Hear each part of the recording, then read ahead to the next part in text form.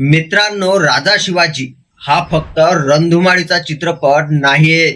रितेश देशमुखने येथे महाराजांचा पराक्रम तर दाखवलाच आहे, पण त्याही पलीकडे जाऊन त्यांच्या आयुष्यातील माणूस शोधण्याचा प्रयत्न केलाय. हा चित्रपट वेगळा का ठरतो? चला पाहूया. या चित्रपटातलं सर्वात हळवं आणि महत्वाचं नातं म्हणजे महाराज आणि त्यांचे थोरले बंधू संभाजीराजे. इतिहासाच्या पानामध्ये जे नाव कुठेतरी मागे राहिलं होतं, ते या चित्रपटाने जगासमोर आणलंय. या चित्रपटात त्यांचा भावनिक दुवा रितेशने फार सुंदररित्या मांडलाय. थोरल्या भावाचा तो खंबीर आधार, त्यांचा शब्द आणि महाराजांच्या मनात त्यांच्याबद्दल असलेला अतिवादर हे बघताना जाणवतं की स्वराज्य उभं करण्याच्या प्रवासात या दोन भावांच्या नात्यांची वीण किती घट्ट होती. रक्तांच्या नात्यापलीकडे जाऊन ध्येयासाठी एकत्र लढणाऱ्या दोन भावांची ही केमिस्ट्री मनाला अगदी स्पर्शून जाते.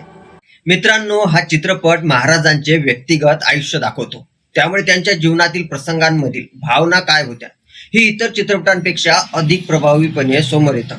महाराज आणि जिजाऊ आऊसाहेब, महाराज आणि त्यांच्या पत्नी सई महाराणी साहेब, महाराज आणि त्यांचे वडील शहाजीराजे या नात्यांमधील भावनिक ओलावा चित्रपट आपल्याला अनुभवायला लावतो. दुसरी बाजू म्हणजे त्या काळाचं राजकीय चित्रण. एखाद्याच्या आश्रयाखाली राहून शत्रूच्या डोळ्यात डोळे घालून स्वतःचं अस्तित्व निर्माण करणं किती कठीण असतं हे यात प्रभावीपणे दिसतं. शतरंजच्या खेळासारखी ती परिस्थिती, आणि तरीही स्वराज्याचं स्वप्न पाहणारं ते अचाट धैर्य, हे सगळं अनुभवायला हवं असं आहे.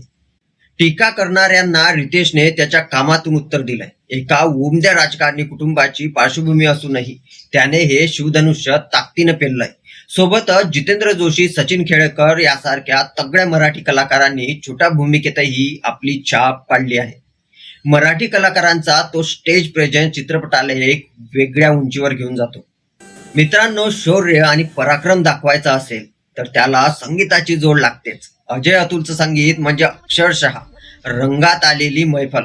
सोबतच AI आणि VFX चा वापर केल्यामुळे त्या काळाचा जो कॅनव्हास उभा राहिलाय तो जागतिक दर्जाचा वाटतो. थोडक्यात काय तर, कथा ओळखीची असली तरी अनुभव नवा आहे. महाराजांच्या आयुष्यातील भावनांचा कॅनव्हास चुकवू नका. तुम्हाला या चित्रपटातला कोणता मुद्दा, कोणता प्रसंग सर्वात जास्त भावला कमेंट्स मध्ये नक्की सांगा. आणि हो, व्हिडिओला लाईक, सबस्क्राईब जरूर करा.